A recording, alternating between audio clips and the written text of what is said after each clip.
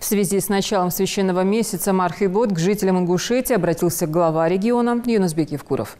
Дорогие жители республики, хамсеры, вежери, южери, сердечно поздравляю вас с началом священного месяца Рамадан. Для миллионов последователей ислама этот месяц является самым важным и почетным.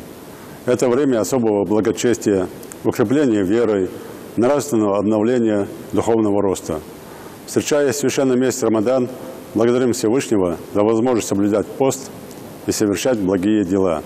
Пост очищает наши души, воспитывает нас в великодушие. Мы ждем от Всевышнего прощения, которое можно получить, имея искреннее желание и стремление к этому.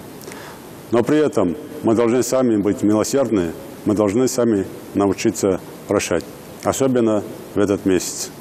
Дорогие мои земляки, хамсеры мягкой, в республике накопилось много противоречий. Многие ждут прощения. Я призываю всех нас найти в себе силой, простить друг другу все обиды. И тогда, уверен, для многих этот месяц станет поистине священным.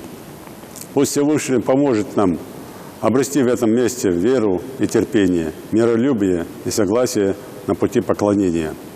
Пусть Он услышит наши молитвы о ниспослании мира и процветании нашей республики, нашей стране, благополучия в каждой семье и всему нашему народу. От всей души желаю всем жителям республики крепкого здоровья, успехов в благих делах и добрых начинаниях, благополучия и духовного покоя. Дал кабул долбы ибадат, дал шиниз долбы махкаб, дал башца болбы, дал техи беркетивилбы.